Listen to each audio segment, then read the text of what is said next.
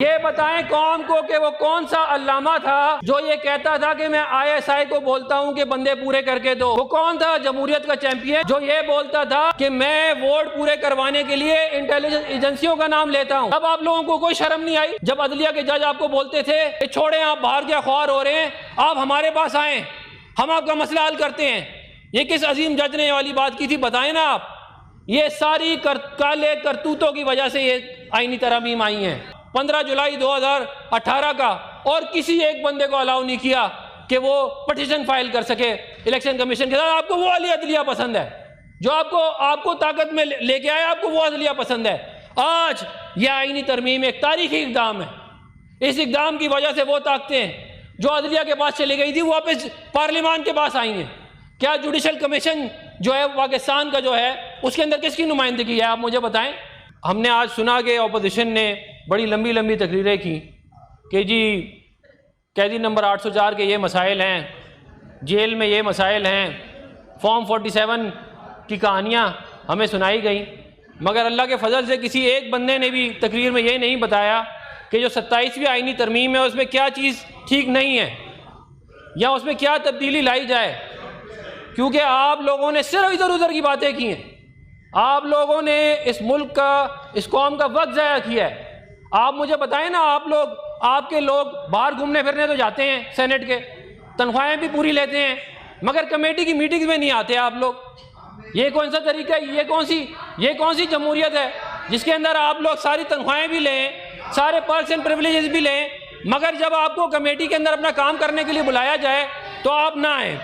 मुझे ये बताएं कि इन्होंने ये वाली बात की कि जी फॉर्म 47 के बड़े मसाइल हैं इनके मुताबिक।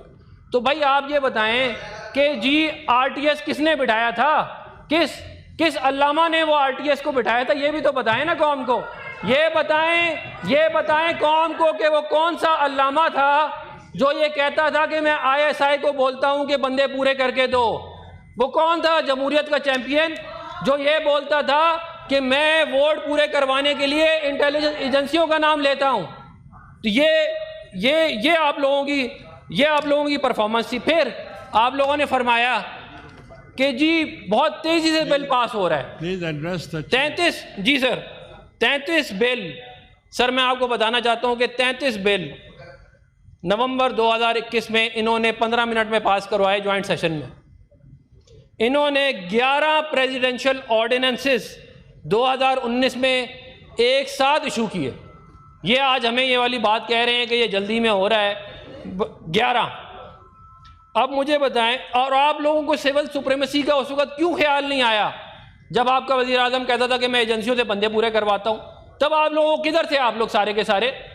जब ये सारा कुछ गलत काम हो रहा था और मुल्क की जमहूरियत का बेड़ा गर्क हो रहा था, तब आप लोग सब चुप करके बैठे हुए थे।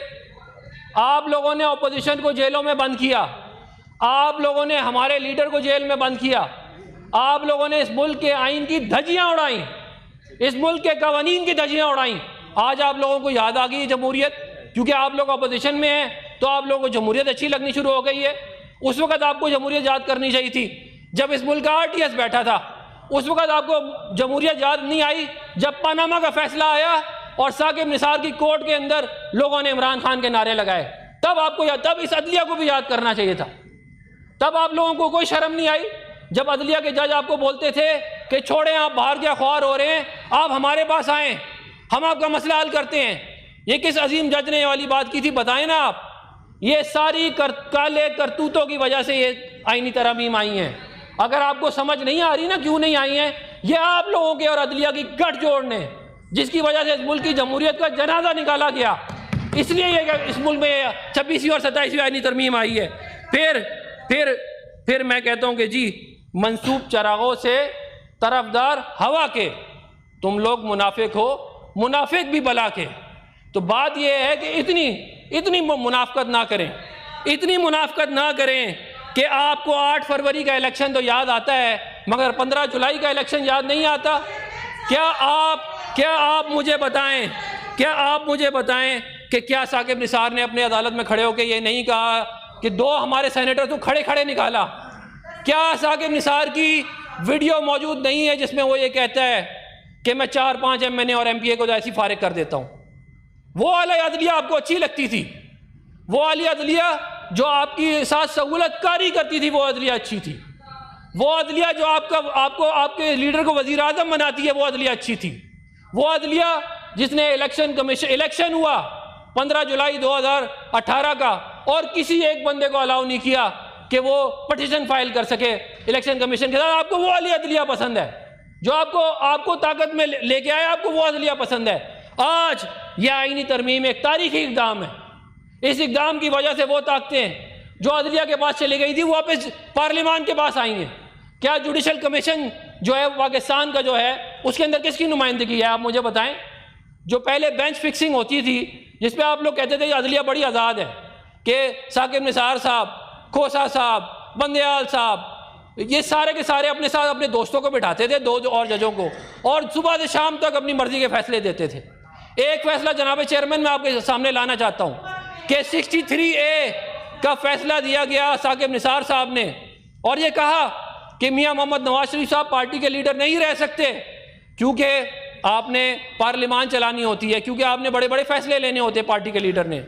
और फिर कौम ने देखा सर कि 2021 में जब हमारी हुकूमत पंजाब में गिराई जा रही थी तो फिर उसी कोर्ट ने फैसला दिया कि पिछला वाला फैसला भी ठीक था, और अब जो है वो पार्लियामानी लीडर फैसला करेगा कि कहाँ वोट पड़ने हैं। ये पूरी कौम ने देखा कि आपने उस आइन के, इस अदलिया ने, ये पिछली साकिब निसार वाली अदलिया थी, इन्होंने इस मुल्क के आइन की धज्जियाँ उड़ाई हैं।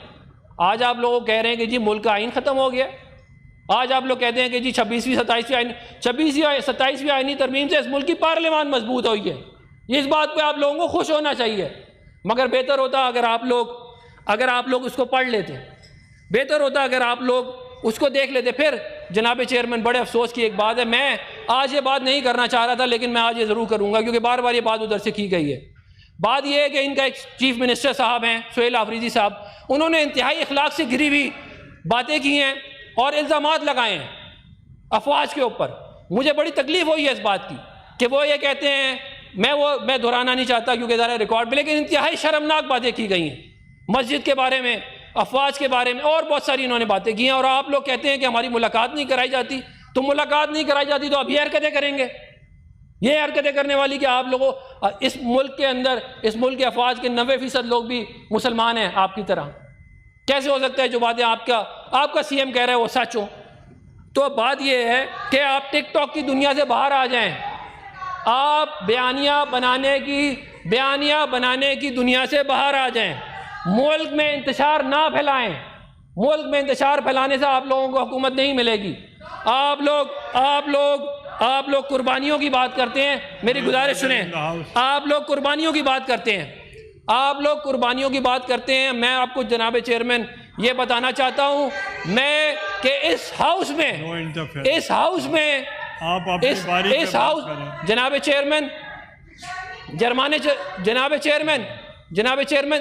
में सेनेटर परवेज रशीद बैठे हुए हैं, सेनेटर मसूद एहसन साहब बैठे हुए हैं, सेनेटर इसाक डार साहब बैठे हैं, और बहुत सेनेटर शेरी रहमान साहब बैठे, बहुत सारे सीनियर सियासतदान बैठे हैं। आप इनसे पूछें कि तकलीफ होती क्या है, आप लोगों को तो पता ही नहीं है। 12 साल काटी है सेनेटर मसूद एहसन साहब ने जेल, आप लोगों ने कितनी काटी है जेलें बताएं हैं? परवेज रशीद साहब के साथ जो कुछ हुआ मैं बयान नहीं कर सकता, इन्होंने जितने तकलीफ उठाई है इस मुल्क की जमहूरियत के लिए। और आप लोगों को तारीख का नहीं पता, आप समझते हैं तारीख शुरू इमरान खान से होती है। तारीख इमरान खान से शुरू नहीं होती, ना तारीख इमरान खान पे ख़त्म होगी।